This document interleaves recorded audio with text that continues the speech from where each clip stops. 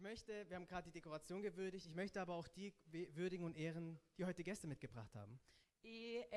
Eu agradeci, né, pela decoração. Queria agradecer a todo mundo que trouxe visitantes hoje pro culto. Wer hat einen Gast heute mitgebracht? Quem trouxe visitante hoje? Einmal Hand hoch. Patrick hat einen Gast mitgebracht. Und wer hat noch einen Gast mitgebracht? Mama, pass auf den Gottesdienst. Ja, genau. Genau, meine Mama hat einen Gast mitgebracht. Que bom, minha mãe trouxe visitante. Sehr schön, sehr schön.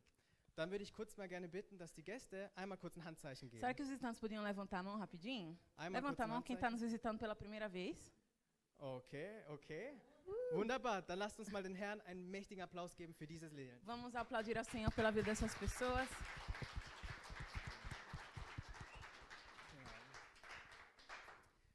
Gott segne euch, die heute Gäste mitgebracht haben, die den Ruf gehört haben. Deus abençoe cada de vocês que trouxe visitante, que ouviu o nosso chamado. Und Gott segne die, die den Ruf gehört haben und die Einladung angenommen haben. E Deus abençoe cada de vocês que ouviram esse convite e vieram aqui hoje. Und ich möchte besonders heute eine Person hervorstechen, die praktisch daran beteiligt war, dass ich heute existiere. E eu quero agradecer, né, uma pessoa aqui em especial que praticamente foi fator essencial para eu existir hoje. Denn sie war es, die meine Papa und mein Vater zusammengebracht haben. Mein Papa und mein Vater. Oh, was habe ich gesagt? Mein Papa und mein Vater.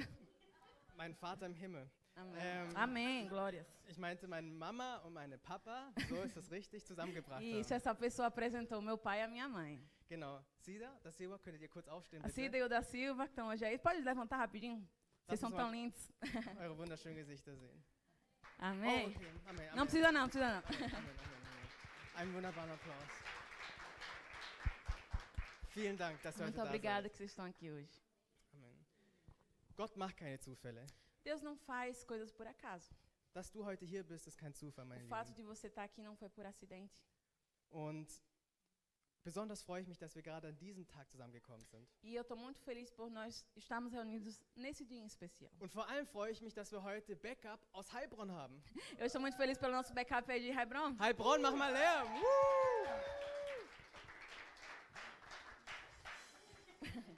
Ich freue mich richtig, euch zu sehen. Estou muito feliz de ver vocês aqui hoje. Richtig cool. So, jetzt habe ich, glaube ich, alle begrüßt. Ich Então habe acho que eu meine, cumprimentei todo mundo. diese Pflicht erfüllt. É check aí para as obrigações. Lass uns zum süßen Teil kommen. Vamos chegar para a parte mais doce. Lass uns unsere Bibeln öffnen. Vamos abrir as nossas Bíblias. Und Richard, tut mir leid, ich lese doch eine andere Stelle, die ich dir vorhin gesagt habe. Richard, me perdoa, vou ler outro texto, não aquele que nós combinamos. Ah, Bíblia é Bíblia. ja, sehr gut. Wir schlagen auf Markus, Kapitel 16, weil Vamos ich muss heute aus Markus Evangelium lesen. Das- Hoje eu preciso ler do Evangelho de Marcos. Por que será? Pode repetir? Markus, Kapitel 16. Marcos, capítulo 16. Ich glaube, Markus ist auch wirklich der perfekte Evangelist für das deutsche Volk. Eu acho que Marcos é o evangelista perfeito para o povo alemão. Weil er hat für die Römer hauptsächlich geschrieben. Porque ele escreveu ali especificamente para os romanos. Und er kommt direkt zum Punkt, so wie wir es mögen. E ele vai direto ao ponto, igualzinho a gente gosta. Ohne große Umschweife. Sem arrodear muito. Und so berichtet uns das Zeugnis von Markus. E o testemunho de Marcos é o seguinte. Am Abend, als der Sabbat vorüber war, kauften Maria aus Magdala, Salome und Maria, die Mutter von Jakobus, wohlriechende Öle, um den Leichnam von Jesus zu salben. Früh am Sonntagmorgen, gerade als die Sonne aufging, kamen die Frauen damit zum Grab. Schon unterwegs hatten sie sich besorgt gefragt, wer wird uns den schweren Stein vor der Grabkammer beiseite wälzen? Ich würde euch gerne bitten, diesen Satz, diese Frage bei euch in der Bibel zu unterstreichen. Umso erstaunter waren sie, als sie merkten, dass der riesige Stein nicht mehr vor dem Graben lag. Sie betraten die Grabkammer und da sahen sie auf der rechten Seite einen jungen Mann sitzen, der ein weißes Gewand trug. Die Frauen erschraken sehr, aber der Mann sagte zu ihnen, habt keine Angst, ihr sucht Jesus aus Nazareth, den Gekreuzigten. Er ist nicht mehr hier, er ist auferstanden. Seht her, das ist die Stelle, wo man ihn hingelegt hatte. Und nun geht zu seinen Jüngern und zu Petrus und sagt ihnen, dass Jesus nach Galiläa vorausgehen wird. Dort werdet ihr ihn sehen, wie er es euch angekündigt hat. Bis Vers 8. Amém. Also bis Vers 7. Amém. Ao entardecer, no dia seguinte, terminando o sábado, Maria Madalena, Maria, mãe de Tiago e Salomé foram comprar especiarias para ungir o corpo de Jesus. No domingo de manhã, bem cedo, ao nascer do sol, elas foram ao túmulo. No caminho, perguntavam umas às outras: quem removerá para nós a pedra da entrada do túmulo? Mas quando chegaram, foram verificar e viram que a pedra, que era muito grande, já havia sido removida. Ao entrarem no túmulo, viram um jovem vestido de branco sentado do lado direito. Ficaram assustadas. Mas ele disse: não tenham medo. Vocês procuram Jesus de Nazaré, que foi crucificado. Ele não está aqui. Ressuscitou. Vejam, este é o lugar onde havia colocado seu corpo. Agora vão e digam aos discípulos, incluindo Pedro, que Jesus vai adiante deles a Galileia. Vocês o verão lá, como ele lhes disse. Trêmulas e desnorteadas, as mulheres fugiram do túmulo e não disseram coisa alguma a ninguém, pois estavam assustadas demais. Amen. Erlaubt mir kurz zu beten. Eu gostaria de orar por vocês. Jesus, wir danken dir, Herr, für diesen wertvollen Bericht, den wir heute haben, Jesus. Jesus, nós te agradecemos, te louvamos por essa mensagem maravilhosa. Danke, dass es Tatsache und Wahrheit ist, dass du für den Toten auferstanden bist. Obrigada, Senhor Jesus, porque é a mais pura verdade que o Senhor ressuscitou dos mortos. Und weil du lebst, Jesus, können wir heute deine gute Botschaft E predigen. porque o Senhor vive, nós podemos hoje apregoar as tuas boas novas. Danke für das Privileg, Jesus, dass ich dein Instrument sein darf. E obrigada pelo privilégio de ser o teu instrumento. Auf das nicht ich rede, sondern dein Geist spricht. Para que não seja eu quem fale, mas o teu Auf Espírito dass ich Santo. kleiner werde und du immer größer. Que eu possa diminuir para que o Senhor cresça. Wirke du heute in den Herzen der Zuhörer, Jesus. Fala ao coração de cada um dos ouvintes, Denn du dos que bist estão assistindo. am meisten daran interessiert, zu ihnen zu sprechen. Porque é o Senhor que está mais interessado em falar ao cada um no coração deles. Danke dafür, Jesus. Obrigada por isso, Jesus. Amen. Amém. Meine Leute, was für eine Verrücktheit, dass wir nach über 2000 Jahren immer noch hier sind und ein Event feiern, das so eine starke Aussagekraft hat. Meus queridos, que milagre. Depois de 2000 anos, nós estarmos aqui todos juntos celebrando o mesmo evento.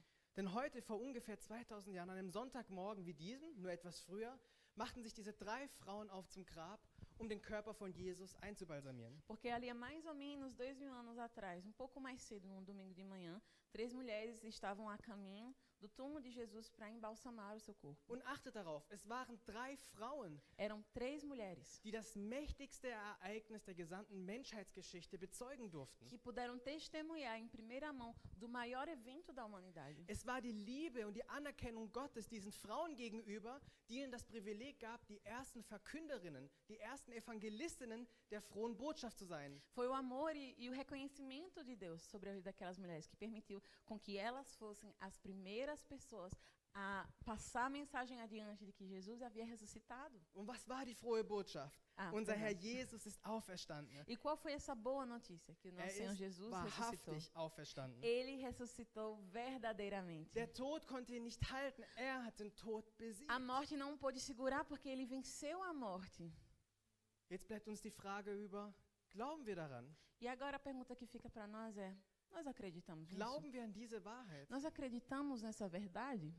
Verstehen wir auch die Kraft und die Tiefgründigkeit, die sich hinter dieser Tatsache verbirgt? Nós entendemos o poder e o peso que está por trás dessa afirmação? Und die wichtigste Frage ist doch, was hat diese Auferstehung vor 2000 Jahren mit mir und meinem Leben zu tun? E a pergunta mais importante ainda: o que essa ressurreição que aconteceu há 2000 anos tem a ver com a minha vida agora? Ich persönlich sehe mich nicht gewachsen, diese Fragen euch zu beantworten. Eu não me sinto ainda preparado para responder essa pergunta 100%. Darum habe ich entschieden, dass heute nicht ich predigen werde, Por isso que eu decidi que hoje não vai ser eu que vou pregar, sondern dass ich die ganze Arbeit einem Stein überlasse. mas eu vou dar o trabalho para a pedra que rolou. Ah, okay. Welchen Stein? Que pedra?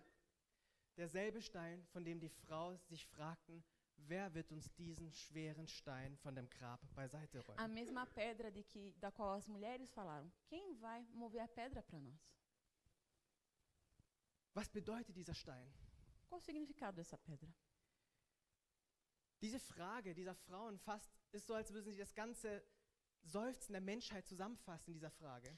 A pergunta dessas mulheres é como se elas estivessem resumindo todo o clamor e o choro da humanidade. Denn das ganze Seufzen, die ganze Frage des Weltalls und der Menschheit fasst sich in dieser Frage zusammen. Wer wird uns diesen schweren Stein von dem Grab wegrollen? Porque todo o choro e todo o anseio da humanidade está resumindo nessa pergunta: quem vai mover a pedra para nós? Ich möchte euch sagen, liebe Zuhörer, dass auf unserem Weg, auf dem Weg des Menschen, ein riesiger Felsbrocken ist, der uns den Weg zum Glück versperrt. Meus queridos, eu gostaria de afirmar a vocês aqui que no caminho de cada ser humano existe uma pedra enorme impedindo com que nós cheguemos à verdadeira felicidade. Vielleicht bist du in deinem Leben häufig Jesus drumherum gekommen. Talvez muitas vezes ao longo da sua vida você fez ali um atalho, você deu uma volta, né, um arrodeio Vielleicht hast du em bom bisher nicht, nordestinês na vida de Jesus. Verzeihung. Vielleicht hast du bisher nicht allzu viel mit Jesus zu tun gehabt. Talvez na sua vida você não teve muito a ver com Jesus. Vielleicht hast du absichtlich oder unabsichtlich einen Bogen um ihn herum gemacht. Talvez de propósito ou sem querer você fez ali um arrodeio. Gente, agora não vai sair. Você, sabe, deu uma volta e passou de lado com Jesus. Vielleicht hörst du heute zum allerersten Mal eine Predigt über die Auferstehung und über Jesus. Talvez hoje é a primeira vez que você está ouvindo uma palavra a respeito da ressurreição de Jesus. Aber ich möchte dir sagen, umso mehr du auch einen Bogen um Jesus gemacht hast, dennoch gibt es einen Felsbrocken, um den du keinen Bogen machen wirst. Meus queridos, não importa quantas vezes você deu voltas, você procurou outro caminho, existe uma pedra da qual você não pode fazer outro Es caminho. gibt einen Stein auf deinem Weg, den wirst du nicht entkommen. Vor Jesus kannst du vielleicht entkommen, aber vor diesem Stein, vor diesem kommst du nicht weg. Existe uma pedra enorme no seu caminho que você não pode fugir. De Jesus você pode até tentar, mas dessa pedra não. Dieser Stein, darf ich vorstellen, heißt Tod. Essa pedra se chama morte. Und wie Goethe schon, der bekannteste deutsche Philosoph sagte, ob gefürchtet oder ungefürchtet, der Tod ist unaufhaltsam. E como Goethe já falou, né, um grande escritor, um grande, não sei se pode dizer filósofo, pensador alemão, ele disse, a morte ela é inevitável, seja ela temida ou não. So fragt die ganze Menschheit, das ganze Weltall fragt, wer kann uns diesen großen Stein vom Grab wegrollen? Toda a humanidade faz essa mesma pergunta, quem pode mover essa pedra para nós? Generation für Generation haben die Menschen ihre Toten begraben. Geração após geração, as pessoas enterraram seus mortos. Täglich wiederholt sich das Sterben. Todos os dias a morte se repete. Wer kann die Seelen zählen, die das Grab im Laufe der Menschheitsgeschichte schon verschlungen hat? Quem é que pode contar quantas vidas já morreram ao longo da história da humanidade? Und auch jetzt, wie viele Menschen sterben jede Sekunde? E agora mesmo, quantas pessoas morrem a cada segundo? Und die Frage ist, E a pergunta wer kann eine Hoffnung über diesem Grab hinausgeben? quem dá uma esperança maior além desse túmulo?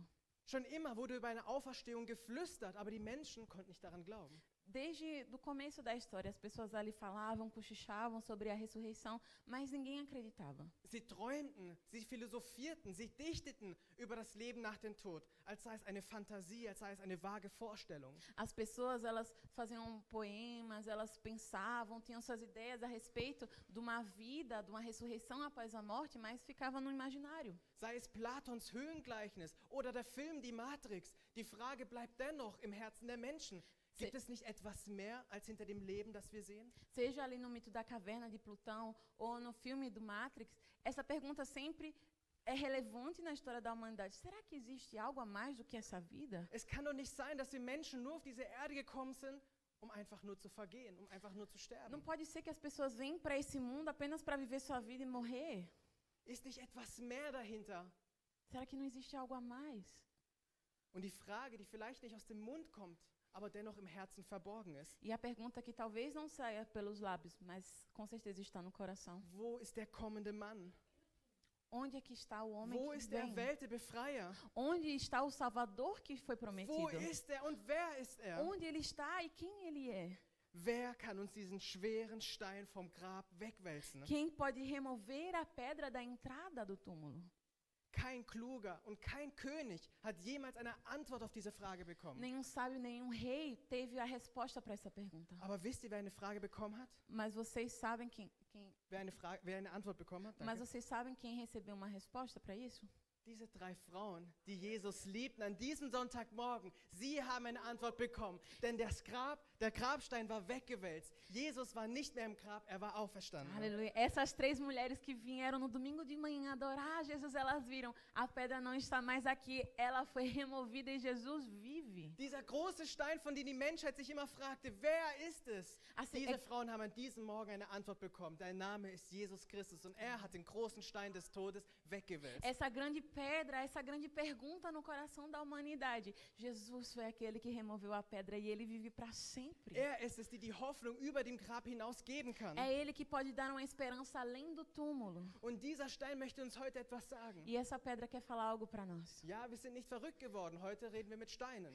Hoje a gente não tá louco não, estamos falando com pedras mesmo. Aber ist es nicht so, dass wir häufig Denkmäler und Steine benutzen, damit sie uns etwas lehren, damit sie uns etwas sagen? Mas muitas vezes nós erguemos monumentos, pedras, que representam algo para nós. Selbst wenn wir hier in unserer Stadt spazieren gehen und in der Enns diese goldenen Steine im Fluss sehen, selbst diese Steine möchten uns etwas sagen. Quando nós vamos passear aqui no Rio, no Enns, e nós vemos ali umas pedras pintadas de dourado, essas pedras elas significam algo para Diese nós. Steine möchten uns sagen, wir befinden uns in der Goldstadt Pforzheim. Essas pedras nos dizem que nós estamos na cidade de ouro, na cidade de Pforzheim. Selbst die Überreste der Mauer von der DDR, selbst diese Mauern wurden noch übrig gelassen, damit sie uns ein Mahnmal sind, damit sie uns etwas sagen, damit sich diese Geschichte nicht nochmal wiederholt. Até mesmo a montanha de entulhos e ruínas da guerra que há aqui em Pforzheim, ela nos mostra que houve uma história trágica e que isso nunca mais deve se repetir. Für große Heldentaten meißeln wir Skulpturen, machen uns Statuen, damit wir von diesem Stein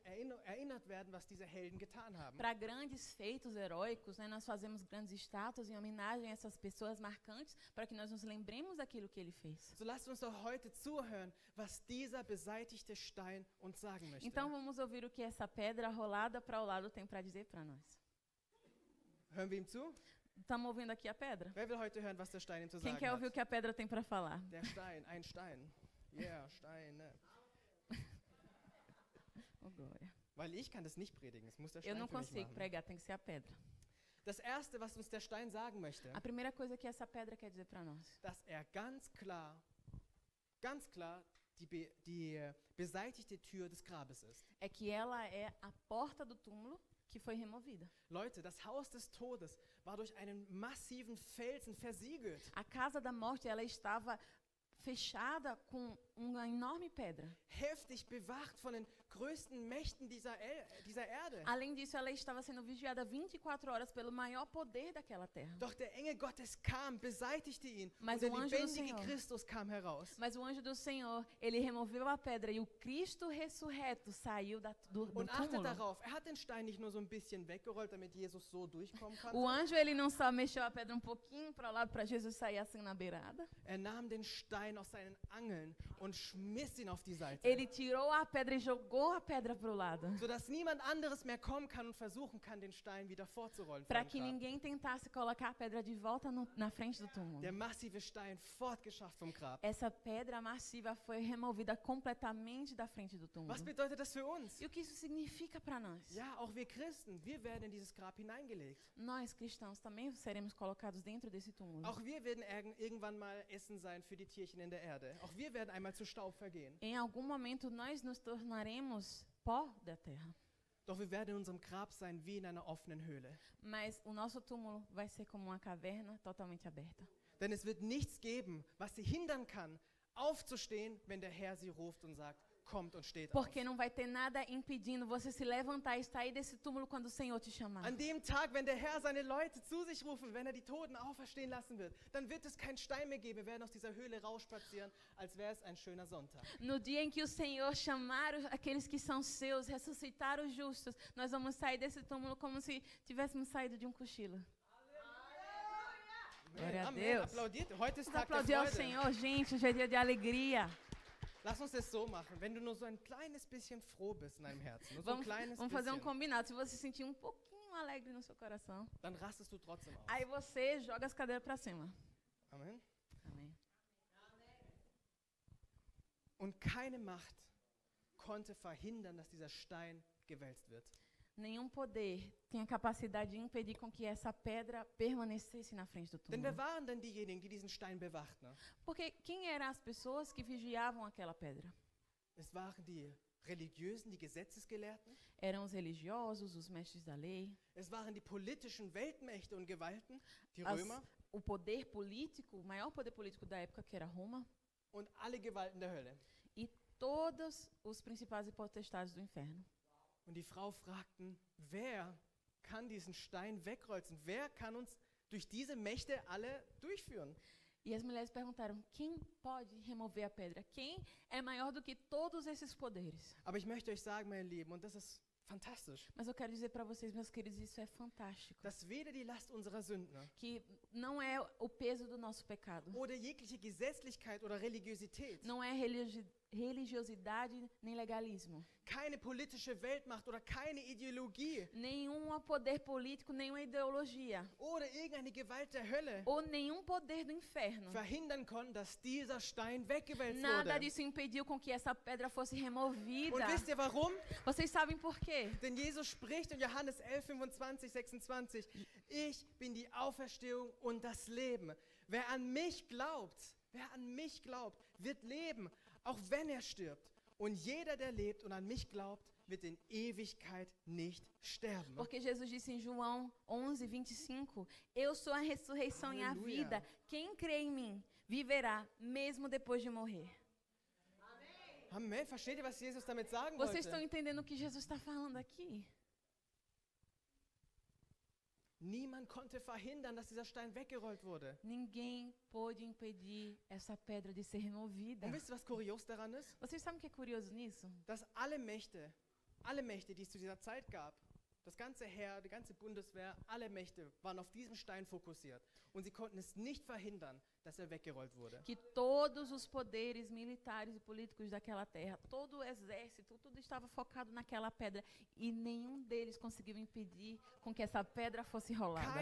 Keiner konnte verhindern, dass Jesus aus den Toten auferstanden Ninguém ist. pôde impedir Jesus de ressuscitar dos mortos. Keiner konnte diese Tatsache unterbrechen. Ninguém pôde pausar aquele evento. Und wisst ihr, was sie stattdessen versuchen zu unterbrechen? Mas vocês sabem o que eles tentaram impedir? Denn was sagte Jesus? Porque o que foi que Jesus disse? Alle, die an mich glauben, werden leben. Todos aqueles que crerem em mim viverão. Und da alle Mächte nicht verhindern können, dass Jesus auferstanden ist, E como versuchen alle Mächte zu verhindern, dass du an Jesus glaubst. E como esses poderes não conseguiram impedir Jesus de ressuscitar, esses mesmos poderes vão tentar te impedir de crer nele e na sua ressurreição. Geh mit offenen Augen durch dein Leben. Então, anda na tua vida com olhos abertos. Frage dich doch einmal selbst, wieso habe ich noch nie etwas davon gehört?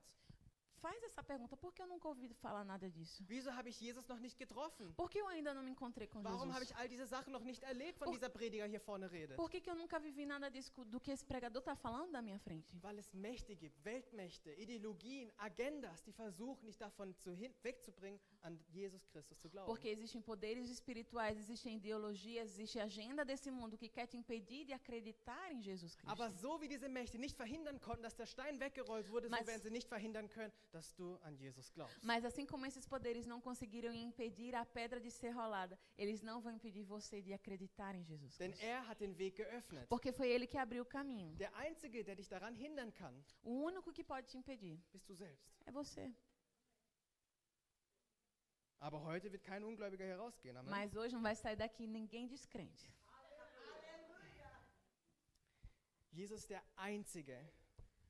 Jesus ist der Einzige, der eine solche Aussage treffen konnte, dass er die Auferstehung und das Leben ist. Jesus é a única pessoa que pode fazer uma afirmação como essa de que ele é a ressurreição e a vida. Und warum ist er der Einzige? Habt ihr euch das nicht schon mal gefragt? Warum soll Jesus Christus der Einzige sein, der eine solche Aussage treffen kann? E você já se perguntou por que Jesus é a única pessoa que pode fazer esse tipo de afirmação? Weil Gott, der Vater, selbst Zeugnis davon gab. Porque o próprio Deus, o Pai, foi testemunha disso. Als der Herr Jesus durch die Herrlichkeit des Vaters von den Toten auferweckt wurde, dann war es das mächtige Zeugnis, das der Vater gab, an diesem habe ich vollkommenes Wohlgefallen. Quando Jesus ressuscitou dos mortos, esse foi o maior testemunho para o Pai de que Jesus cumpriu toda a vontade do Pai. Denn der Sohn Jesus hatte den Vater auf vollkommene Art und Weise im Leben und im Sterben verherrlicht. Porque Jesus, ele honrou o Pai de maneira total, na sua morte e na sua vida. Jesus hatte ein perfektes Leben geführt. Er war ohne jegliche Sünde. Jesus- Doch am Kreuz machte er sich unseretwegen zur Sünde und nahm alle Schuld auf sich und zahlte den Preis. Jesus, ele se fez morte por nós, ele pagou todo o preço lá na cruz por nós. Er bezahlte am Kreuz, was wir vor Gott schuldig waren. Ele pagou lá na cruz tudo aquilo que nós devíamos a Deus. Als unser Stellvertreter erlitt er alles, was wir eigentlich hätten erleiden Como sollen. nosso representante, ele morreu, ele sofreu tudo aquilo que nós deveríamos ter sofrido. Und kannst du sie hören, wie sie spotten über ihn am Kreuz? Você consegue ouvir as pessoas ali na cruz zombando de Jesus? Wenn du wirklich der Christus bist, Ah, se você é Jesus mesmo, wenn du wirklich der Sohn Gottes se bist, você é mesmo filho de Deus, Wenn du wirklich der Einzige bist, Ah, se você é mesmo o único. wenn du dich wirklich für den hältst, der du bist, Se você acha mesmo que você é tudo isso que você diz. so steige doch einfach vom Kreuz Ah, herab. sai da cruz então. Los, befreie dich selber. Sai, se liberta disso. Andere konnte er retten, aber sich selber kann er nicht retten. Ah, ele salvou outras pessoas, mas a si próprio ele não salva. Oh, wie sie über ihn gespottet haben, sich lustig gemacht haben über ihn. Quantas pessoas elas zombaram de Jesus ali naquele Wie momento. konnte Gott nun anders oder besser sein Wohlgefallen an seinem Sohn, an der Person Jesus Christus zeigen, dadurch, dass er ihn öffentlich von den Toten wieder auferweckte? Mas qual era a outra maneira que Deus o Pai tinha de honrar o Filho Jesus a não ser ressuscitando da morte no terceiro dia? Er war durch die Hand der Gesetzlosen umgebracht worden. Jesus ele foi morto através da mão daqueles sem lei. Wie konnte der Vater seinen Sohn also angemessener ehren, dadurch, dass er ihn von den Toten wieder zum Leben brachte? Então a maneira de Deus o Pai honrar o Filho foi trazendo ele da morte para a vida. Dadurch, dass Jesus auferstanden ist, war es der Beweis, dass er tatsächlich der war, für den er sich gehalten O hatte. fato de Jesus Cristo ter ressuscitado dos mortos é a prova de que Jesus realmente era aquele sobre quem ele falava de si próprio. Und wisst ihr was? Die gute Nachricht hört nicht hier auf. E vocês sabem de uma coisa, essas boas novas, elas não acabam por aqui. Lasst uns Römer Kapitel 4, Vers 24 und 25 lesen. Vamos ler Romanos 4, versículo 24.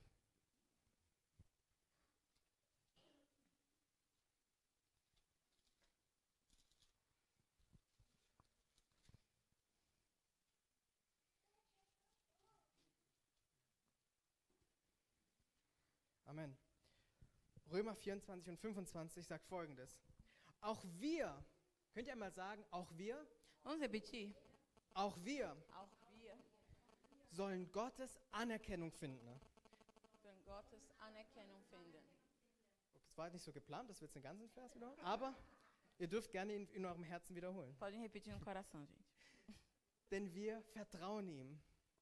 Denn unser Herr Jesus Christus ist von den Toten, Verzeihung, auch wir sollen Gottes Anerkennung finden, denn wir vertrauen ihm, der unseren Herrn Jesus Christus von den Toten auferweckt hat. Jesus wurde in den Tod gegeben, um unsere Sünden zu tilgen. Und er wurde auferweckt, damit wir vor Gott bestehen können. Que foi também para nosso benefício, pois elas garantem que também seremos considerados justos, por crermos naquele que ressuscitou dos mortos, a Jesus, nosso Senhor. Ele foi entregue à morte por causa de nossos pecados e foi ressuscitado para que fôssemos declarados justos diante de Deus.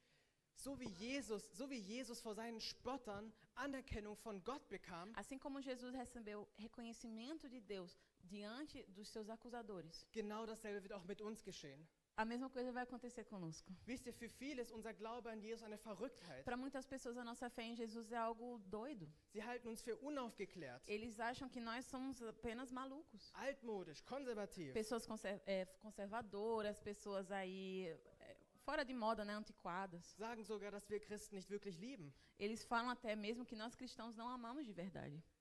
Aber genauso wie Gott Christus bestätigte vor seinen Spottern, so wird Gott seine heiligen Bestätigung und Zeugnis geben, wenn wir an dem Tag wieder auferstehen werden. Mas assim como Deus, ele deu testemunho e reconhecimento a Jesus, o Filho, através da ressurreição, o nosso Pai, ele vai nos dar reconhecimento quando ele nos ressuscitar dos mortos para vivermos com ele. Wenn wir auferstehen werden, wird das Zeichen Gottes sein, dass wir wahrhaftig zu ihm gehört haben.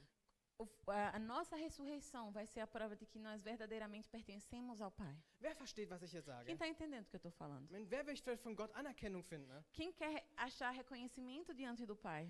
Also, liebe Geschwister, lasst uns heute freuen. Então, meus queridos irmãos, vamos nos alegrar hoje. Im leeren Grab von Christus sehen wir die Sünde auf ewig hinweggetan. No túmulo vazio de Jesus, nós vemos a completa consumação de todos os nossos Und pecados. die Sünde deswegen den Tod deshalb überwunden. E nós vemos a morte de Cristo sendo vencida.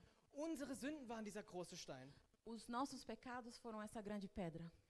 Dieser große Stein, der uns verschlossen hat, der uns in dauerhafter Finsternis gelegt hatte. Essa grande pedra que nos deixava numa escuridão eterna. In diesem Grab voller Verzweiflung. Nesse túmulo cheio de desespero. Aber unsere Sünden sind jetzt auf ewig hinweggetan. Mas os nossos pecados, eles foram apagados para todo sempre. Deshalb achtet darauf, der Tod ist kein öder, finsterer Ort mehr.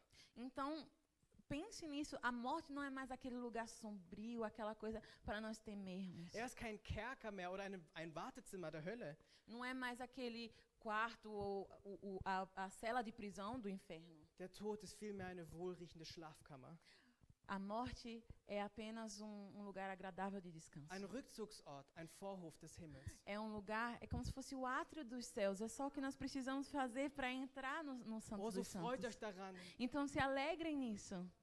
Vielleicht hast du ein Todesurteil bekommen. Talvez você recebeu julgamento, uma sentença de morte. Vielleicht bist du von einer tödlichen Krankheit befallen. Vielleicht weißt du es noch nicht einmal. Talvez você foi aí desenganado dos médicos, tem alguma doença fatal, talvez até nem saiba disso.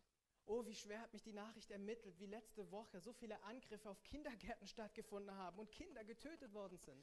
Essa notícia mexeu muito comigo. Semana passada, ataque em jardins de infância, tantas crianças aí morreram mesmo. Was für dunkle Mächte am Werk sind. Sowohl in Amerika als auch in Brasilien. So viele Kinder getötet. Nos Estados Unidos, no Brasil, que coisa horrível. Wie der Kindermord in Bethlehem, als Jesus zur Welt gekommen ist. Assim como a morte das crianças em Jerusalém quando Jesus nasceu. Rahel weint, weil sie will sich nicht trösten lassen. Raquel chora e não quer ser consolada. So tröste dich heute und lache, Rahel, weil der Tod wurde besiegt. All die Kinder, die ihr Leben verloren haben, sie sind beim Herrn in der Ewigkeit. Mas Raquel, você não precisa mais chorar porque a morte foi vencida e todas essas crianças estão com o nosso Senhor Jesus lá no Fürchte dich céu. nicht vor dem Tod, denn der Tod wurde besiegt. Sie sind in Ewigkeit beim himmlischen Vater. Não tema mais a morte porque ela foi vencida e todos eles estão no céu com o Senhor. Oh, welche Hoffnung, welche Kraft haben wir durch so eine Tatsache. Mas que poder, que alegria, que consolo nós temos nesse fato. Denn so gewiss wie Jesus von den Toten auferstanden wird, so werden wir die Todesstätte verlassen. Porque assim como Jesus ressurgiu dos mortos, nós ressuscitaremos com ele. Dieser Stein, der uns im Gefängnis gehalten hat, er wurde weggewälzt, sodass wir kein Gefängnis mehr haben. Essa pedra que era a porta da nossa prisão, ela foi removida para nós sermos livres para todo sempre. Wer kann uns noch einschließen, wenn die Tür weg ist? Quem é que pode nos prender se não existe mais porta? Können wir dem Herrn einfach nur mal danken für diese Vamos wunderbare agradecer ao Tatsache. Senhor por esse fato maravilhoso.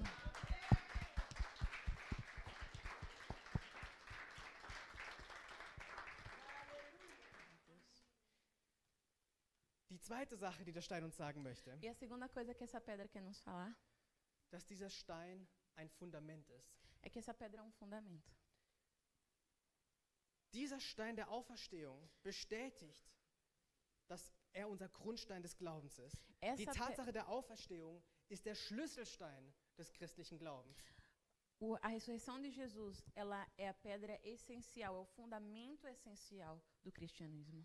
Ein Christentum ohne diesen Stein würde nicht existieren. Cristianismo sem essa pedra, sem esse fundamento, jamais existiria. Und was ist, wenn es keine Auferstehung gäbe? Mas o que iria acontecer se não existisse ressurreição? Was ist, wenn diese Auferstehung nicht passiert ist? E o que ia acontecer se não tivesse ouvido essa ressurreição? Und ich finde wunderbar, wie die Bibel ehrlich mit sich selber ist. Eu acho incrível como a Bíblia é sincera em relação a isso. Lasst uns die aufrichtigen Worte von Paulus lesen, 1. Korinther Kapitel 15, Vers 14. Vamos ouvir o que Paulo falou a respeito disso em 1 Coríntios 15, versículo 14? Denn er gibt uns eine ehrliche Antwort darauf. Porque ele nos dá uma resposta muito sincera a Was respeito wäre, disso. wenn die Auferstehung nicht existieren E würde? aí, o que seria de nós sem a ressurreição? 1. Korinther Kapitel 15, 14. 1 Coríntios 15, versículo 14. Wäre aber Christus nicht auferstanden, so hätte unsere ganze Predigt, so hätte meine Predigt hier oben, gar keinen Sinn. Und euer Glaube hätte keine Grundlage. Mit Recht könnte man uns dann vorwerfen, wir seien Lügner und keine Zeugen Gottes. Leute, hört, wenn es die Auferstehung nicht gäbe, dann wäre ich hier ein Lügner. Denn wir behaupten doch, Gott hat Christus auferweckt. Das kann ja gar nicht stimmen, wenn die Toten nicht auferstehen. Wie schon gesagt, wenn die Toten nicht auferweckt werden, dann ist auch Christus nicht auferstanden. Wenn aber Christus nicht von den Toten auferweckt wurde, ist euer Glaube nichts als Selbstbetrug und ihr seid auch von eurer Schuld nicht frei. Ebenso wären auch alle verloren, die im Glauben an Christus gestorben sind. Die Kinder, letzte Woche, sie werden verloren. Wo wären sie, wenn sie nicht im Glauben gestorben sind? Wenn der Glaube an Christus uns nur für dieses Leben Hoffnung gibt, so sind wir die bedauernswertesten unter allen Menschen. Se Cristo não ressuscitou, nossa pregação é inútil. A fé que vocês têm também é inútil. Então, estamos todos mentindo a respeito de Deus, pois afirmamos que Ele ressuscitou a Cristo. Mas se não existe ressurreição dos mortos, isso não pode ser verdade. E se não existe ressurreição dos mortos, então Cristo também não ressuscitou. E se Cristo não ressuscitou, a fé que vocês têm é inútil, e vocês ainda estão em seus pecados. Nesse caso, todos que adormeceram crendo em Cristo estão perdidos. Se a nossa esperança em Cristo vale apenas para esta vida, somos os mais dignos de pena em todo o mundo. So soll uns doch noch einmal jemand sagen, dass die Bibel uns versucht, etwas Tolles zu verkaufen. Né? Tem sempre aquelas pessoas que tentam falar que a Bíblia ela só quer te prometer uma coisa boa, né? Só quer te dar paz no coração. Nein, die Bibel ist ehrlich. Wenn Christus nicht auferstanden ist, dann ist unsere ganze Predigt sinnlos. A Bíblia é sincera, ela nos diz se Jesus não ressuscitou, então a nossa pregação aqui não faz o menor Ihr sentido. müsstet meinen Worten kein bisschen Glauben schenken. Vocês não precisam acreditar em nada do que eu estou falando aqui na frente. Das Fundament unseres Glaubens bezieht sich aber nicht auf unser jetziges Leben. Mas o fundamento da nossa fé, ele não está baseado apenas nessa vida. Wenn der christliche Glauben nur dafür etwas wäre, dass es unserem Leben gut tun würde, dass wir einen besseren Lebensstil haben, dann wären wir die bedauernswertesten Menschen der ganzen Welt. Se o cristianismo todo fosse só para hoje, nós nos tornarmos pessoas melhores, ter uma vida melhor, nós seríamos os mais dignos de pena desse mundo. Selbst diese Woche hörte ich wieder durch einen Kollegen, mit dem ich über das Evangelium geredet habe. Hey, ich finde so stark, dass du so einen Glauben für dich gefunden hast, dass es aus dir einen besseren Menschen macht, dass es für dein Leben dir gut tut. Hoje mesmo eu ouvi de um colega, hoje não, essa semana, né, de um colega de trabalho falando: "Ai, mas que bom que você encontrou uma fé, né, uma coisa que te faz ser uma pessoa melhor, uma coisa que te dá esperança, muito bom para você." Ja, es wäre schön. Es ist schön, aber es ist nicht mein Fundament des Glaubens. Sim, isso é bom, mas isso não é o meu fundamento de fé. Denn wenn ich nur glauben würde, damit ich ein besseres Leben hätte, Porque se eu acreditasse apenas para ter uma vida melhor, dann verstehe ich nicht, warum ich durch so viele Kämpfe durchgehe. então eu não ia entender por que eu vivo tanta luta. Wenn der christliche Glauben nur dafür ist, ein besseres Leben zu haben, mein Leben ist halt ziemlich getäuscht. Se a fé for para a gente ter uma vida melhor, então tá devendo muito. Es wäre bemitleidenswert. Gente, seria uma miséria. Wie viele Märtyrer sind gestorben für dieses Fundament? Quantos mártires morreram por causa desse fundamento? Weil unser Leben nicht ausgerichtet ist auf das Jetzt, sondern unser Leben ist ausgerichtet auf die Ewigkeit. Mas porque a nossa vida ela não está voltada para o agora, mas sim para a eternidade. Darum ist dieser Stein der Fundament unseres Glaubens, weil dieser Stein predigt, ihr werdet in Ewigkeit leben. É por isso que essa pedra é o fundamento da nossa fé, porque ela diz: vocês vão viver eternamente. Darum führt ein Leben ausgerichtet auf die Ewigkeit zu dieser Freude. É por isso que nós devemos viver uma vida voltada para a eternidade, voltada para essa alegria. Ich führe nicht einfach nur ein besseres Leben oder ein christliches Glauben, weil ich mir dadurch ein besseres Leben verspreche. Nein, meine Freude bezieht sich darauf, weil ich auf die Ewigkeit schaue. Eu não vivo a vida cristã apenas para me sentir bem, para ter uma vida melhor, mas a alegria que vem dessa fé é porque isso é baseado em algo eterno. Und ich möchte dir sagen, wenn du dich häufig müde und matt siehst, wenn du denkst, warum eigentlich glaube ich an diesen Jesus Christus? E se você muitas vezes se sente cansado, se sente sobrecarregado e até mesmo se pergunta: mas por que mesmo que eu acredito em Jesus? Dann kehre zurück zu diesem Fundament, kehre zurück zu diesem Stein, der dir predigt, hey, du lebst nicht nur für dieses Leben, du lebst für die Ewigkeit. Então volta para essa pedra, volta para esse fundamento e ouça ela te dizendo: ei, você não está vivendo só para essa vida, você está vivendo para a eternidade. Hey, wenn du stirbst, du wirst nicht tot bleiben, du wirst wieder zu neuem Leben auferwecken. Quando você morrer, você não vai ficar morto, você vai ser ressuscitado para uma nova vida. Also vor was fürchtest du Então dich? você está com medo de quê? Warum bist du müde? Warum bist du matt? Steh auf, du starker Christ. Steh auf in der Freude, dass du in Ewigkeit herrschen wirst. Então porque você está para baixo, porque você está cansado, se levante, alegre-se na esperança eterna de ressurreição. Oh, wir haben nicht Weltweise und Gelehrte versucht, dieses Fundament, diese Tatsache zu zerstören. Quantas pessoas na história da humanidade tentaram destruir esse fundamento? Wie oft haben Leute gesagt, dass diese mehrfach bezeugte Tatsache nur ein Mythos sei? Quantas pessoas se levantaram para dizer que esse fato,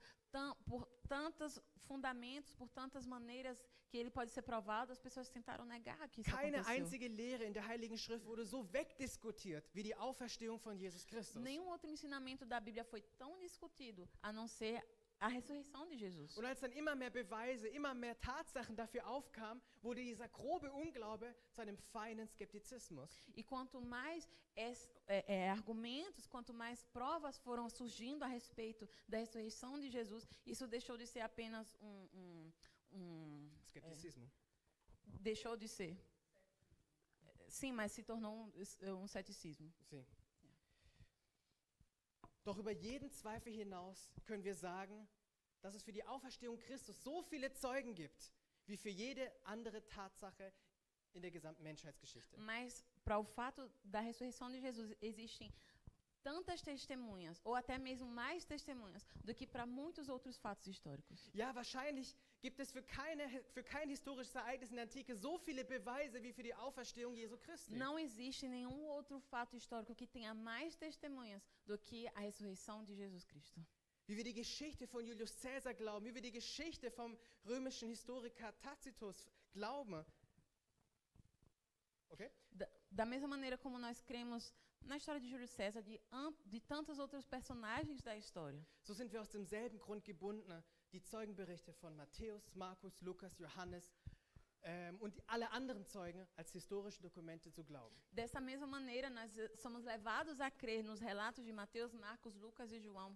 Denn Jesus zeigte sich nicht nur 1, 2, 3 oder 4 Personen. Porque Jesus ele não só se mostrou ali depois da ressurreição para 2, 3 Im Laufe pessoas. von 40 Tagen zeigte er sich über 500 Menschen. Em 40 dias, Jesus ele se mostrou diante de 500 pessoas. Dass Jesus auferstanden ist ein historisch bewiesener Fakt. O Jesus ser ressurgido dos mortos é um fato provado historicamente. Und wenn Jesus wieder auferstanden ist, dann werden wir auch E se auferstehen. Jesus ressuscitou, nós seremos ressurretos com ele. Und der letzte Punkt, meine Lieben, die letzte Aussage, die der Stein uns heute geben E para möchte, terminar, a última coisa que essa pedra nos fala ist, dass dieser Stein eine klare Trennungslinie ist. é que essa pedra é uma linha de separação muito clara. Gehen wir noch mal 2000 Jahre zurück. Vamos voltar para 2000 anos atrás. Seht ihr nicht diesen Stein, wie er da liegt und der Engel drauf sitzt? Imagina a pedra rolada para o lado e o anjo sentado em cima dela. Was sehen wir auf der einen Seite? O que nós estamos vendo de um lado? Auf der einen Seite sehen wir die erschütterten Römer, die vor Angst zusammengekauert und zittern. De um lado tem os romanos tremendo de medo por aquilo que tinha acabado de acontecer. Auf der anderen Seite sehen wir die Frauen, zu der Engel mit sanfter Stimme spricht: Fürchtet euch nicht. Do outro lado Ich weiß, ihr sucht Jesus Christus, den Gekreuzigten. Do outro lado nós vemos as 3 mulheres falando com o anjo falando com a voz calma, acalmando elas e dizendo: não tenham medo. Dieser Stein ist die Trennlinie zwischen diesen zwei Gruppen. Essa pedra é a linha que separa esses dois grupos. Dieser Stein ist die Grenze zwischen den Lebendigen und den Toten. Essa pedra é a fronteira entre mortos e vivos. Dieser Stein ist die Grenze zwischen den Suchenden und den Hassenden. Essa pedra é a fronteira entre aqueles que buscam e aqueles que odeiam. Dieser Stein wurde zur Trennlinie zwischen den Freunden und den Feinden von Jesus Christus. Essa pedra, ela definiu a separação entre os amigos e os inimigos de Jesus. Wisst ihr, die Bibel lehrt uns im Petrusbrief, dass Gott sehr geduldig ist. A Bíblia ela nos ensina através do Evangelho e até mesmo das cartas de João que Deus ele é muito paciente. Er ist geduldig mit uns, damit wir zu ihm kehren, damit wir von unseren Fehlern wegkommen. Er Deus wartet nur darauf, dass wir unsere Sünden ablegen. Deus é paciente conosco porque ele espera até nós abandonarmos o pecado e nos voltarmos para ele. So heißt es in der Parabel von Jesus, dass sowohl Weizen als auch Unkraut gewachsen ist. E numa das parábolas de Jesus ele disse que num campo crescem tanto o joio quanto o trigo. Und was sagen die Leute zu ihm? Sollen wir nicht gleich hingehen und den Unkraut schon früh rausreißen? E o que as pessoas falavam para o Senhor? Vamos agora passar pelo campo e arrancar o joio fora. Nein, Jesus sagte, nein, lass den Weizen und das Unkraut beide groß werden. Und wenn sie beide reif sind, dann werden wir die beiden voneinander trennen können. Mas unterscheiden Jesus können, disse, não, wenn die Zeit reif ist. deixem tanto o joio quanto o trigo crescerem, porque na hora certa nós vamos separar o joio do trigo. Und auch das spendet uns Trost. E até isso nos dá esperança. Wir leben in einer Welt, wo Gutes und Böses so sehr vermischt werden. Nós estamos num mundo onde o bem e o mal estão juntos, estão misturados. Wir wissen schon gar nicht mehr, was gut ist und was falsch ist. Já não sabemos o que é o bom e o que é o errado. Selbst in unseren Geschlechtern finden Vermischungen statt. Wir wissen nicht mehr, was A und B ist. Wir wissen nicht mehr, was Äpfel und Birnen sind. Em tudo está misturado, a gente não sabe mais diferenciar uma maçã de uma pera, até mesmo no sexo das pessoas, você não sabe mais ali o gênero, né? Und Gott ist geduldig, er wartet. Mas- Er schaut nur, wie das Böse sich unter dem Guten mischt. Mas Jesus ele é paciente, Deus é amoroso e bondoso, ele tá vendo ali o bom misturado com o mal. Was ist das für ein Trost, dass an dem Tag, wenn er uns zu neuem Leben rufen wird, wenn wir von den Toten auferstehen wird, dass dann diese klare Trennlinie gezeigt wird zwischen denjenigen, die zum Herrn gehörten und die, die es nicht waren. Mas que consolo isso é, em saber que no dia do Senhor, o mal será separado do bem. Aqueles que pertencem ao Senhor serão elevados com Ele. Woher haben wir dieses Sprichwort? Spreu von Weizen trennen. E de onde é que nós temos essa expressão, separar o joio do trigo? Selbst dieser Begriff kommt aus der Bibel. Até mesmo esse ditado vem da Bíblia. Wird das trennen, was nicht zusammengehört. Ele vai separar aquilo que não pertence a So wie ele. dieser Stein diese zwei Gruppen voneinander getrennt hat. Assim como essa pedra dividiu esses dois grupos de pessoas. Bei der Ankunft des Herrn wird diese Absonderung für ein und alle Mal vollzogen werden. No dia do Senhor, essa separação ela vai acontecer para sempre. Oh, wie können wir nur anbeten vor dem Niederfallen, der so einen Plan in seinem Herzen hatte, solche Gedanken über uns hatte. Das heißt, diejenigen, die leiden, die Anschuldigungen hören, dass wir nicht lieben würden, dass wir nicht gut sein würden, aber er uns zu sich rufen wird und sagen, mein guter, guter Diener. Sabe que consolo é saber que o Senhor ele olha para nós e apesar dos nossos erros, apesar das nossas falhas, e apesar mesmo do nosso sentimento, do nosso sofrimento, ele olha para nós, ele vai dizer, meu servo amado, meu servo querido, eu vou te chamar para mim, eu vou te levar para esse lugar de paz e consolo. Ja, wahrlich, auf der einen Seite des Steines wird nur Jammern und Elend warten. É verdade, de um lado dessa separação vai existir choro e ranger de dentes. Aber wie groß dagegen ist die Freude derjenigen, die auf der anderen Seite des Steines stehen. Mas quão maior é a alegria daquele que vai ficar do outro lado da pedra. Mit welcher Freude sehen die Seinen täglich nach dem Kommen des Herrn aus. Vai ser a alegria daqueles que anseiam pela vinda do Senhor dia após dia. Wir können zuversichtlich auf diese Wahrheit bauen. Nós podemos com confiança construir e edificar com esse fundamento. Diese Wahrheit, dass wir auferstehen werden und mit unseren eigenen Augen den Herrn sehen werden. Essa é a verdade que nós vamos ressuscitar e ver ao Senhor com nossos próprios olhos. Und so soll sich heute jeder einzelne von euch selbst fragen, auf welcher Seite des Steines stehst du? Então eu quero que você possa refletir e perguntar, do qual lado da pedra eu estou? Hast du Leben in Christus? Você tem vida em Jesus? Bist du mit ihm auferstanden? Ne? Você ressuscitou com Ele? Vertraust du dein Leben ihm an? Você confia a sua vida a Ele? Vertraust du allein auf ihn, dass er von den Toten auferstanden Você ist? confia nele que Ele ressuscitou dos mortos? Ist das der Fall, dann fürchte dich nicht. Se esse é o caso, então não tema. Ist das der Fall, dann freue dich. Se esse é o caso, então se alegre. Freue dich, denn er wird dich in seine Scheunen zu sich holen. Se alegre porque Ele vai te chamar para junto dele. Freue dich, denn der Herr bereitet schon eine Wohnung für dich vor im Himmel. Se alegre porque o Senhor está preparando lar para você. Freue dich, dass der Tod nur eine kurze Umkleidekabine ist, aber du sofort wieder in die Ewigkeit, in das große Spiel Se alegre reingerufen wirst. porque a morte ela é só uma cabine, como se fosse um provador, você vai trocar de roupa e você vai entrar na eternidade com o Senhor. Doch wenn du ohne Leben in Christus bist, Mas se você não vive com o Senhor Jesus, wenn du lebendig tot bist, se você está como um morto-vivo, dann lass dich doch heute durch diesen Gedanken erschrecken. então que esse pensamento ele possa mexer com você. Ja, dass du wahrhaftig wie diese Römer zitterst und dir die Frage stellst, will ich wirklich auf dieser Seite des Steines bleiben? Que como aqueles romanos você possa tremer e se perguntar, será que eu quero mesmo ficar desse lado da pedra? Möchte ich wirklich all das versäumen? Möchte ich all das verpassen, was der Herr für mich am Kreuz erobert hat und in dem Moment, als er auferstanden ist? Eu quero perder tudo aquilo que Jesus conquistou para mim com a sua morte e com a sua ressurreição. So möchte ich alle Zuhörer bitten, aufzustehen. in diesem Gostaria Moment. de pedir para vocês ficarem de pé.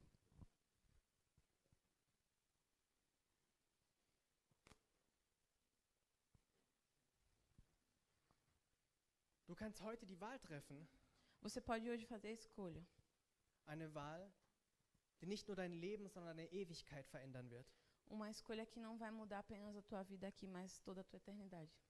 Eine Wahl, die dir die Garantie dafür gibt, dass dieser mächtige Felsbrocken in deinem Leben kein Hindernis mehr für dich ist. A garantia de que essa pedra não vai ser mais algo que te impede de prosseguir. Hast du dich entschieden, auf die andere Seite des Steines zu gehen? Você decidiu ficar do outro lado da pedra? Frage dich heute selbst, auf welcher Seite des Steines stehe ich? Se pergunte, de qual lado da pedra eu estou? Hast du immer noch Angst in deinem Herzen? Você ainda tem medo no teu coração? Weißt du immer noch nicht, was der Tag von morgen für dich bereithält? Você ainda não sabe o que vai acontecer no dia de amanhã e tem medo? In Wahrheit weiß keiner von uns, was der Tag von morgen bereithält. Na realidade, nenhum de nós sabe o que vai acontecer no próximo dia.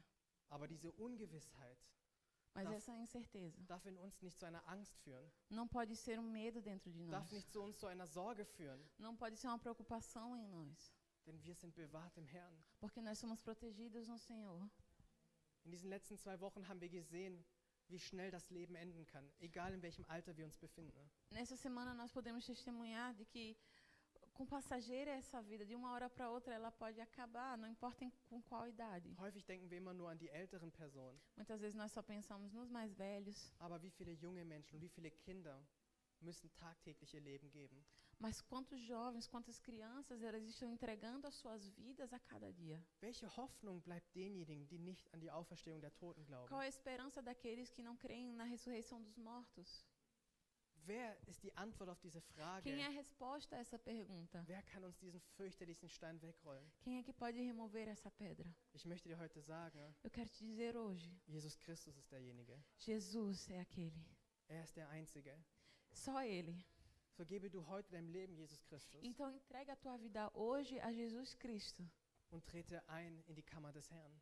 e entra na cabine do Senhor. Trete ein in die Freude, die dein Verständnis übersteigt. Entra na alegria que vai além de todo o entendimento. Lass uns gemeinsam beten. Vamos orar juntos. Herr Jesus, wir danken dir Senhor Jesus, nós te agradecemos. zum Ersten dafür, dass du diesen fürchterlichen Stein weggerollt hast. Em primeiro lugar, porque o Senhor removeu essa pedra enorme. Und zum Zweiten dafür, dass du nicht im Grab liegen geblieben bist, sondern dass du auferstanden Em bist. segundo lugar, porque o Senhor não permaneceu na tumba, mas o Senhor ressuscitou. Und an dritter Stelle danken wir dafür, dass du es durch so viele Machttaten, durch so viele Zeugen damals, sowohl auch heute in unserem Leben immer wieder bestätigst. Oh, Senhor, muito obrigado porque o Senhor confirmou a tua ressurreição diante de tantas testemunhas e hoje ainda. So stehen wir heute vor deiner Person und von deiner Herrlichkeit und bleibt uns nichts anderes übrig, als zu sagen, Herr, ich möchte mein Leben dir anvertrauen. Hoje, diante de Ti, da Tua majestade, não temos outra opção a não ser dizer, Senhor, nós confiamos e entregamos nossa vida a Ti. Wir haben keine andere Option, Herr, vor diesem wunderbaren großen Geschenk anbetend vor dich niederzuknien. Senhor Jesus, nós não temos outra opção a não ser Te adorar e nos ajoelhar diante da Tua presença. Und dir sagen, wir freuen uns auf den Tag, Majestät, wo wir mit dir auferstehen E werden. nós nos alegramos com o dia em que nós iremos ressuscitar junto contigo.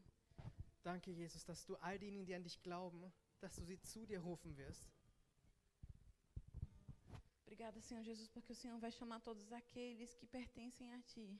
Und danke, dass wir jetzt schon Freude in unserem Leben haben dürfen im Hinblick auf diese Hoffnung, auf dieses Fundament. E obrigada porque nós já podemos nos alegrar, Jesus, apenas com a perspectiva do que está por vir. So möchten wir dich bitten, Heiliger Geist, dass wenn unser Haus wieder zu einstürzen droht, wenn uns wieder die Sorgen und die Probleme um die Umstände des Lebens wieder um die Ohren fliegen, so möchten wir dich bitten, Heiliger Geist, führe uns zurück zu diesem Stein, führe uns zurück zu diesem Fundament und lass uns daran erinnern, dass wir in Ewigkeit leben werden und dass nichts und niemand uns etwas haben kann. Weder Tod noch Gewalt noch Mächte können uns von deiner ewiglichen Liebe trennen. Oh, Senhor Jesus, eu te peço que nos dias em que essa vida, as tribulações, todos os problemas quiserem me abater, Senhor, que eu possa me lembrar da pedra, do fundamento que és Tu, Senhor Jesus, e que é a ressurreição, e que existe vida, e que existe um plano e um propósito eterno. So möchte ich dich, Heiliger Geist, bitten, dass du heute in jedes Herzens Glauben säst. Então eu te peço, Espírito Santo, vem e planta a fé no coração de cada um de nós Überzeuge aqui. du, Heiligen Geist, heute und jeden Tag die Entscheidung zu treffen, auf die richtige Seite des Steines zu gehen. Então convence, Senhor Jesus, a cada um de nós. Vem, Espírito Santo. Nós queremos permanecer no lado certo da pedra. Heiliger Geist, ich bitte dich, auf dass die Auferstehung unseres Herrn nicht einfach nur eine Philosophie, ein Gedanke sei, sondern auf dass es gelebte Wahrheit in unserem Leben sei. Oh, Espírito Santo, Deus, eu te peço que a ressurreição de Cristo não seja algo figurativo, apenas algo da história, mas que seja algo vivo dentro de nós, algo que nos dá força, algo que nos leva para mais perto de Ti. Oh Herr, schenk uns Glauben in jedes Herz, Herr. Oh, Espírito Santo, Deus, que nós tenhamos fé em cada coração. Und wir danken dir, Jesus, E nós te agradecemos, Jesus, für die Freude, die uns niemand rauben kann. pela alegria que ninguém pode roubar de nós. Und im Namen Jesu danken wir Em dir. nome de Jesus, nós te agradecemos. Amen. Amém.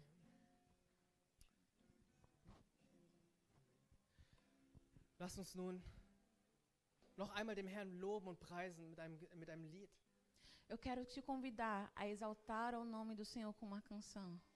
Lass uns einfach nur sagen, wie schön sein Name ist. E exalte o nome do Senhor Jesus.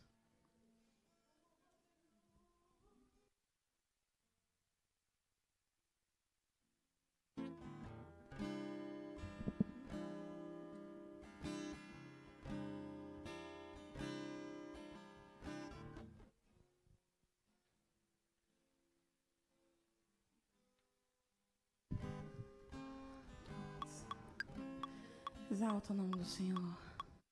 1, 2, 1, 2, 3, 4. No início eras a palavra, com Deus Altíssimo.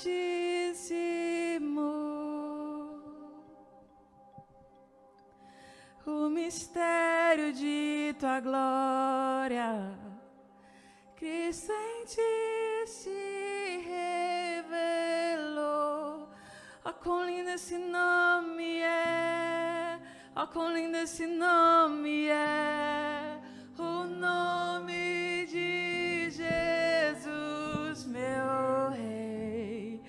Oh, quão lindo esse nome é! Maior que tudo Ele é. Oh, quão lindo esse nome é! Nome de Jesus. Erheben dich, Jesus. Den Himmel wolltest du nun mit uns, so brachtest du Jesus hierher. Die Schuld war groß, die Liebe größer. Nichts trennt uns jemals von dir. Oh, wie herrlich der Name ist. Oh, wie herrlich der Name ist. Der Name Jesus Christus, Herr. Oh, wie herrlich der Name ist, der unvergleichbar ist. Oh, wie herrlich der Name ist. Der Name Jesus, oh wie herrlich der Name ist, der Name Jesus.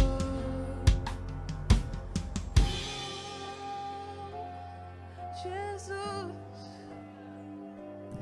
nossa esperança eterna tu és, unsere ewige Hoffnung, alles was wir brauchen ist in dir, Jesus. Exalta esse nome, adore-o. Preise den Namen Jesus an diesem Morgen. Herr Jesus, der Tod hat verloren. Der Stein ist weg, wir sind frei durch dich. Der Tod hat verloren, zerrissen der Vorhang und Sünde und Grab schweigen vor dir. Die Himmel auftosen, voll Herrlichkeit loben, weil du nun auferstanden bist. Du hast keinen Gegner, keiner vergleichbar. Gott, du regierst für alle Zeit, denn dein ist das Reichtum, dein ist die Ehre, dein Name thront in Ewigkeit. Oh, wie kraftvoll der Name ist, oh, wie kraftvoll der Name ist, der Name Jesus Christus, Herr. Oh, wie kraftvoll der Name ist, der unbesiegbar ist. Oh, wie kraftvoll der Name ist, der Name Jesus. Du hast keinen Gegner, keiner vergleichbar.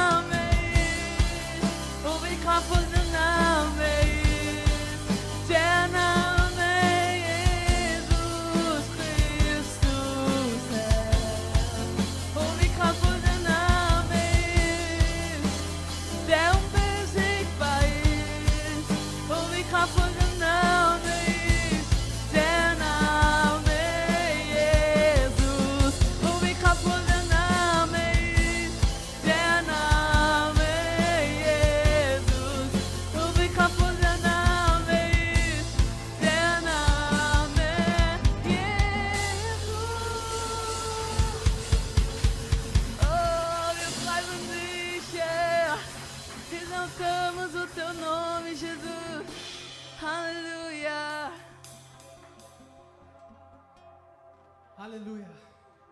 Meine Lieben, ich hoffe, dass ihr die Tiefgründigkeit, dass der Stein euch heute die Tiefgründigkeit und die wahre Freude heute mitgeben möchte. Meus queridos, eu espero de todo o meu coração de que essa pedra ela tenha falado ao seu coração hoje. Und ich hoffe, dass ihr wirklich tagtäglich euch daran erinnert, was das Fundament unseres Glaubens ist. E que você possa se lembrar dia após dia de qual é o fundamento da nossa fé. Jesus ist am Kreuz gestorben Jesus morreu na cruz für unsere Sünden pelos nossos pecados und ist am dritten Tag wieder e auferstanden. ressuscitou no terceiro dia. Auf dass diese Wahrheit euch tagtäglich begleitet. E que essa verdade ela possa te acompanhar todos os dias. Und dass wir uns alle zusammen in der Ewigkeit wiedersehen. E que nós possamos nos reencontrar todos na eternidade. Keiner von euch bleibt draußen, okay? Nenhum de vocês vai ficar de fora, viu? Ihr werdet alle auf der richtigen Seite stehen. Vamos ficar todo mundo do lado certo. Dann lasst uns doch einmal unserem Herrn applaudieren. Vamos aplaudir ao Senhor Jesus.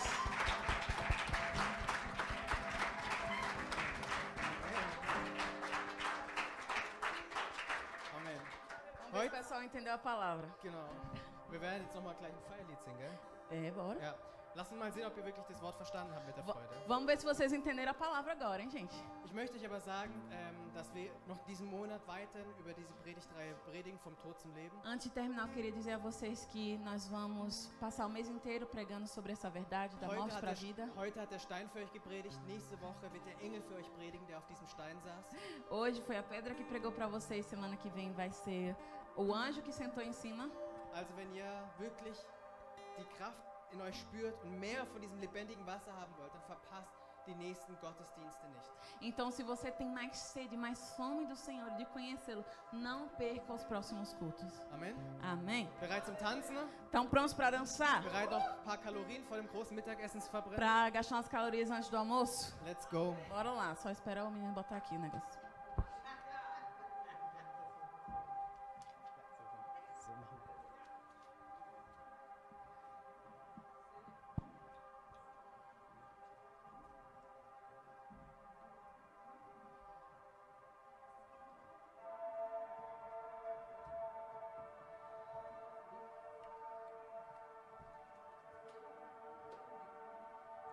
Tá quase.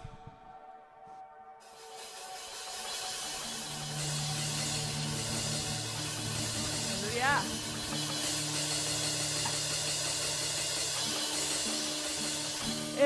Hey, my God is good. Oh. My God is good. Hey, my God is good. Oh. My God is good. Gente, vamos se mexer. In the morning, and I wake up, and I will sing my praise unto you, my Lord. And I will shout and dance to you, and you have been my help from now till ever. Hey, my God is good. Oh. My God is good. Hey, my God is good. Oh. My God is In the morning when I wake up, and I will sing my praise unto you, my Lord. And I will shout and dance to you, for you have been my help from now till ever. Hey, my God is good. Oh. My God is good. Hey, my God is good. Oh. Hey, My God is good. sing now double, double, oh. Na double double. All power double, double, oh. Na double double. Anointing double, double, oh. Na double double. All wisdom double, double, oh. Na double. Everything now double, double, oh. Na double double. Anointing double, double, oh. Na double. All power double, double, oh. Na double double. All wisdom double, double, oh. Quero ouvir vocês. Hey, my God is good, oh. Hey, my God is good. Hey, my God is good, oh. Quem é o caminho? Este é vem. Lué, lué, lué. Lué, yes, lué. Lué, lué, lué. Lué, yes, lué. Lué, lué, lué. Lué, yes, lué. loué, loué, loué, loué, loué, yes, loué. Seremuka, seremuka, seremuka, seremuka, oh, seremuka, seremuka. Come on down and praise the Lord. Seremuka, seremuka, seremuka, seremuka, oh, seremuka, seremuka. Lord, you are good and your mercy is forever. Hallelujah. Lord, you are good and your mercy is forever. Hallelujah. Só Ele é bom. Lord, you are good and your mercy is forever. Lord, you are good and your mercy is forever. Hallelujah. Declare, Jeová. Jeová. Jeová. Jeová. You are the most Jeová. high. Jeová. Waymaker. My healer. You are the most deliverer. Jeová. Jeová. Jeová. Jeová. Jeová. Jeová. Jeová. Jeová. Jehovah. Hey, who has the final say? Jehovah has the final say. Who has the final say? Give out and choose. Who has the final say? Who has the final Hallelujah. say? Jehovah turned my life around. He has turned my life around. He makes a way where there is no way. Jehovah has the final say. Oh, who has the final say? Who has the final say? Who has the final say? Who has the final say? Jehovah turned my life around. He has turned my life around. He makes a way where there is no way. Jehovah, Jehovah, Jehovah has the final say. Celebra o Senhor. Wir feiern dich, Herr Jesus. Du bist auferstanden, Herr.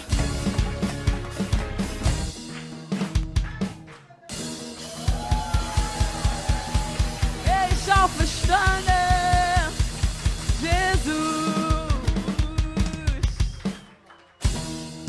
Aleluia, Deus te abençoe. Tenha uma semana abençoada. Gott segne dich. Hab eine gesegnete Woche im Namen Jesus. Amen. Amém. Genau, Leute, macht Fotos. Die Deko ist wunderschön. Tagt unsere Gemeinde. Vamos tirar fotos, gente. Marca a nossa igreja no Instagram de vocês. Deus abençoe.